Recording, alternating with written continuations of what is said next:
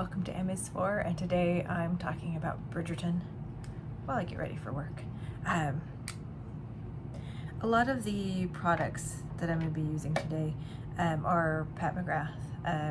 Not the foundation today. I'm still holding a grudge at Pat for spilling all over my t-shirt not yesterday, whichever day it was that we filmed last when I was getting ready for work.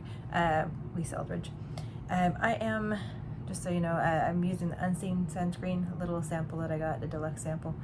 Really like this matte finish and a silicone slippy feeling to it. It's a 40 SPF. So, no spoilers today for the Bridgerton Season 3, but I just wanted to talk about some of it. So, the Pat McGrath that I'm going to be wearing today, all of the Bejeweled collection that the bijou that came out is all Bridgerton packaging, and most of the people think that it was the Bridgerton, and then that got annexed because of the delay in Season 3. So you can see from the outer packaging and the coloring that it's pretty much Bridgerton Season 3. So we're going to use a lot of that. But anyway, so just the first 4 episodes dropped. We have to wait till mid-June for the next set. But I have been just loving the costumes and really interested in the makeup for this season. If I can find it again, there's a great link for the costume designer and his 2 assistants talking about the season. And also the woman who plays Eloise was on with Colbert the other night, and she was saying she had broken her hand. She was messing around on set and trying to do a high kick in a dress and fell over and broke her hand. So in some of the Charlotte Tilbury setting, the scenes, they had designed her a summer muff for her hands to go over so it would hide her cast. But I had noted it before I knew this, before I saw that interview, because it was so interesting. The things that they've done for her character, for her, have really been interesting. Now, this is not anybody who's a period-specific aficionado will know that Bridgerton is not technically period-specific with their clothes at all. But they're fascinating. They're great as far as the things that they're doing.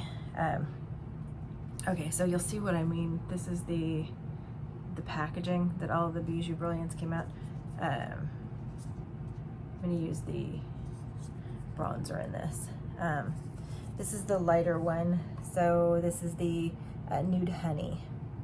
Naked Peony and Opal Allure for the others. But I find a lot of the highlighters that are in these a little glittery for me. So I don't usually use the highlighters. I'm going to use a different one. I'll explain why. But we're using the Nude Honey from this. I do have the Nude Honey as a standalone.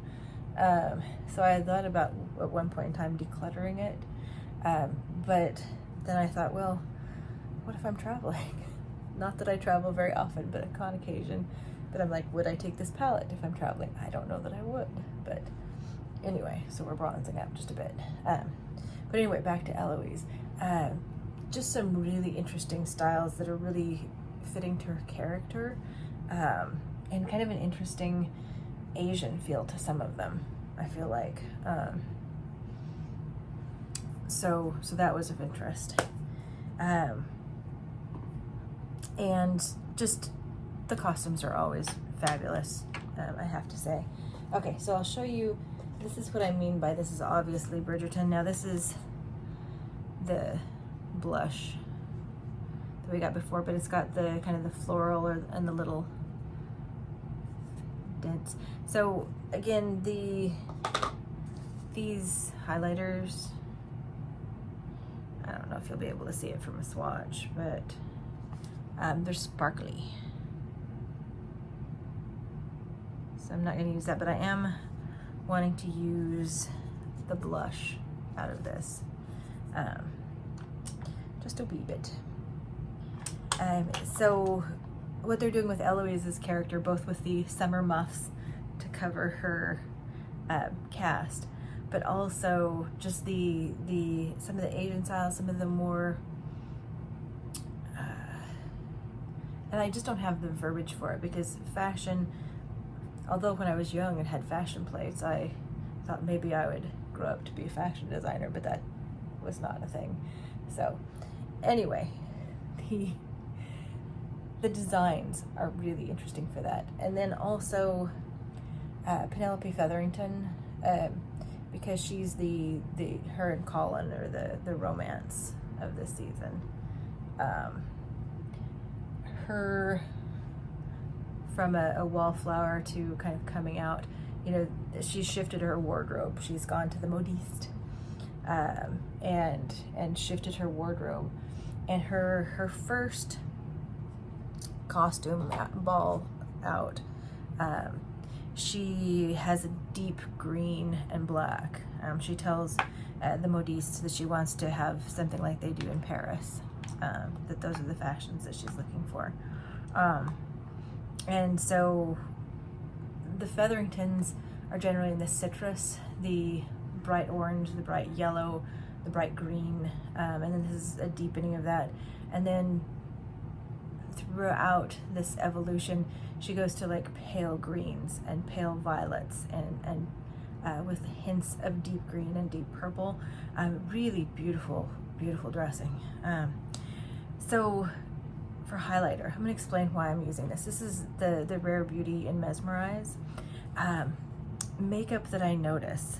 So one of the other characters in this season is the next sister in line that's coming out. So Eloise was out last year. She had been granted an extra year to wait to come out by her mother.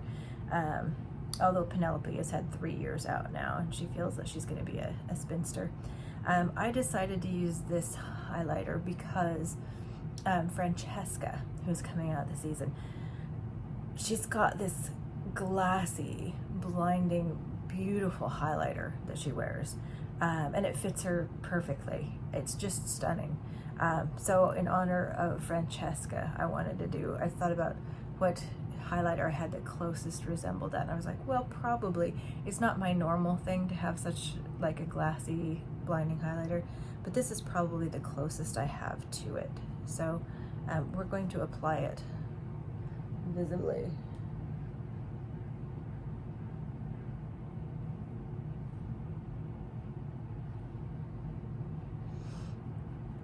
And I think the costuming they've done for Francesca is very beautiful as well. And there's a little bit of from last season, Miss Shawarma. She also amazing costumes, just really beautiful. I'm going to take back in the blush and kind of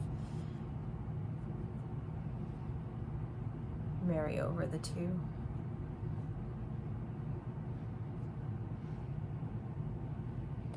But this season, it's funny because Penelope is a heavier character. She's supposed to, her sisters give her a hard time about being, you know, a certain amount of stones over what she should be.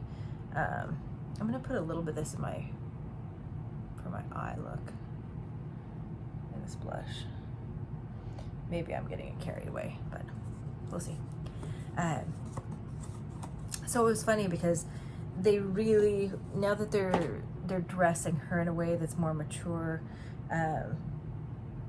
and just very stylistic lines, they're making an effort to make her look beautiful as opposed to what her mother used to dress her in, which was, you know, these bright, excessive colors, and, you know, very high waistline, the empire waistline, but it's really, you know, more flattering for her figure, the waistlines that they have chosen now for her.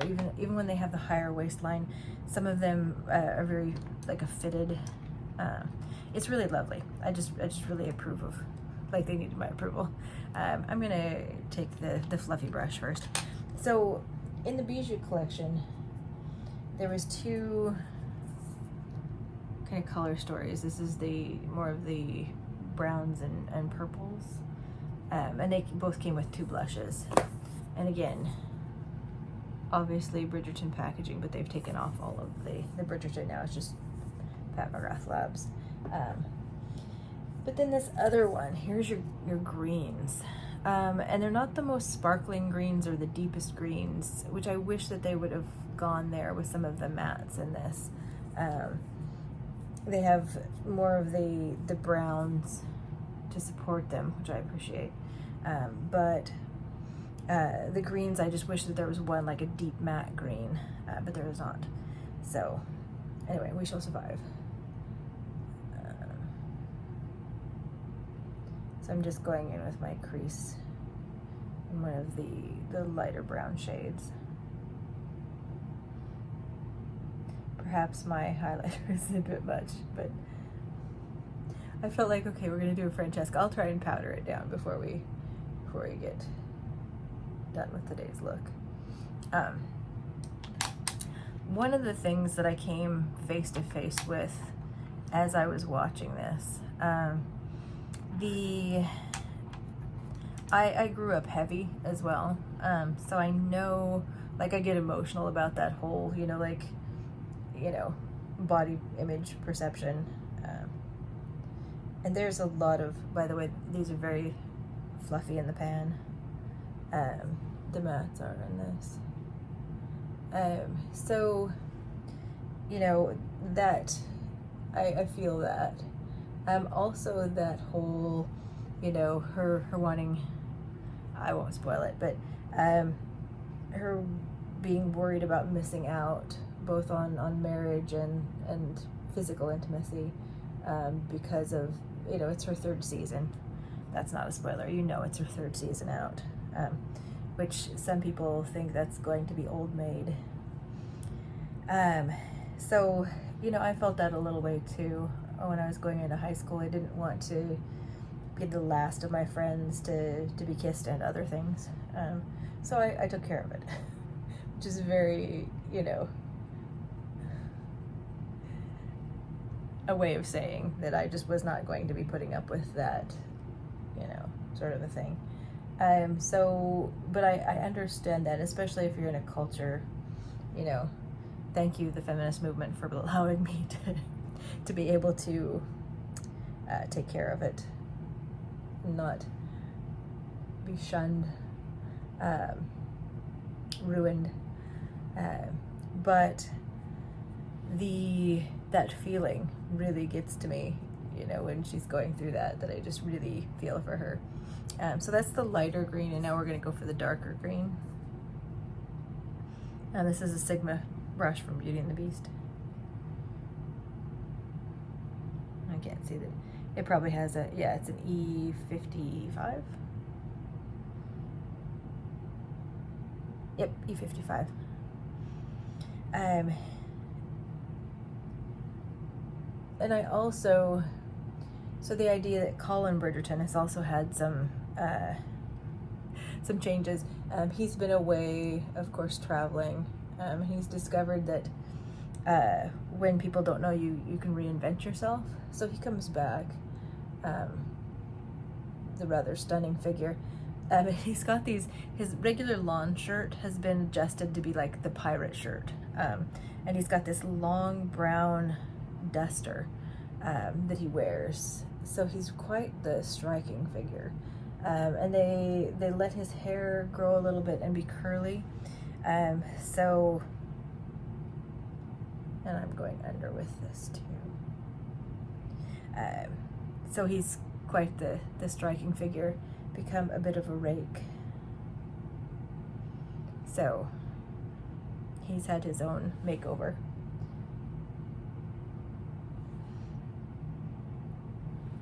He also has some waistcoats that are more colorful, got some floral in it.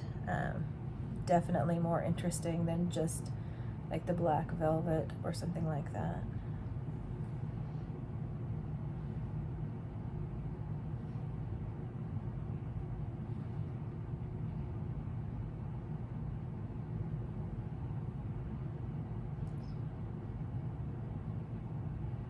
So the costuming for season 3, 10 out of 10, 11 out of 10, 12 out of 10. It's fantastic.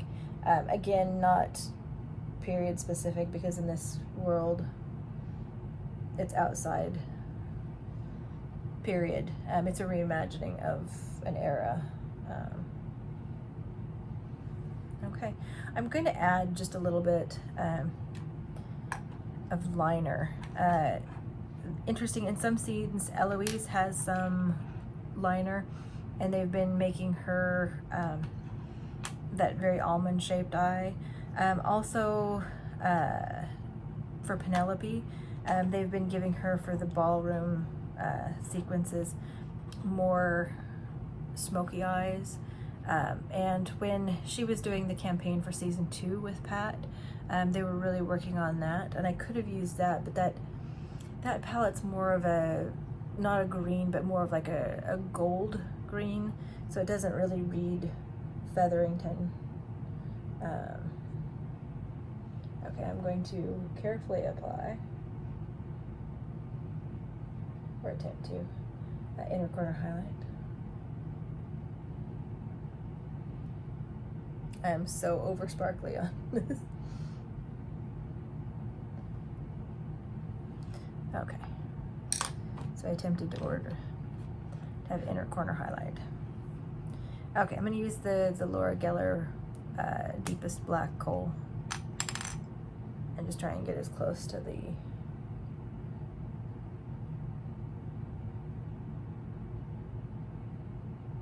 and it's funny because talk about how our eyes trained for what's beautiful, what's, you know, lovely, what's erotic, what's whatever, that we definitely have our eye trained. And, you know, I grew up watching a lot of sci-fi, fantasy, things like that, where it's a very male gaze. So the things that, you know, and we use that term, I know it shifts a lot in the world, but anyway, that's kind of maybe an older term to talk about the male gaze and the female gaze.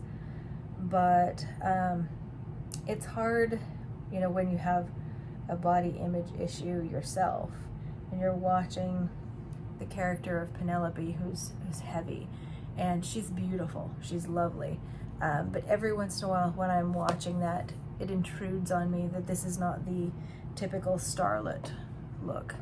This is not engaging my desire, my idea of that, in the same way that it's engaged, say, with Daphne. And it was weird with Daphne because there were moments like she's so thin, you know, and the judgy part of it, like, oh, she's so thin, she's too thin to be attractive, you know, like, where in this mix is my attraction, and how much of it is shaped by this gaze that I've been trained. This is what is beautiful, this is what is sexy. And I started talking to my partner about this because he's very, very open to this kind of communication. And so, you know, I'm talking about this, and he's like, well, who are you, what do you really find attractive? I'm like, I'm all over the place. Like, you know, I think Prince is attractive, and I developed this crush on AJ Minter, who's a pitcher for the Atlanta Braves, which is totally different than Prince. So it's very hard to describe where my gaze settles for this. But, you know, trying to go through, you know, like, what does my attraction look like, and how, you know, with the feminine, you know, what am I finding attractive, what am I not? And what is me that I find attractive, and what is the world? Because I've never had any lack of people to date, don't matter what my size is. So I really have not had that, except for like in the junior high school thing, where people, you know, are afraid to date I'm trying to go back over with powder, both to calm down the highlighter and to fluff off any of the... Okay. I'm going to do the lips, and then I'll pop off and grab some mascara, and then we'll finish up.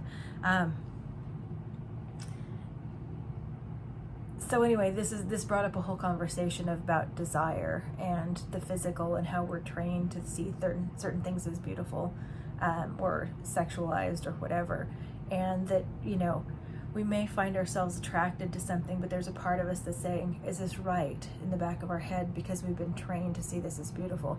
And I know that's a very hard thing to overcome, your training as to that, but it's also hard because it's Hollywood. But this story leaves space for a character who's heavier, but who is beautiful and is getting the spotlight of romance, and I'm so happy for it. Let me just put it that way. So I'm gonna, for the lips, this is the Merit Matte in Antibes, and there's a lovely close-up shot where she's getting ready for her ball, and she dots something on her lips, and it looks very light colored. So I want to do a matte, and the Antibes, this is like a dusty peach.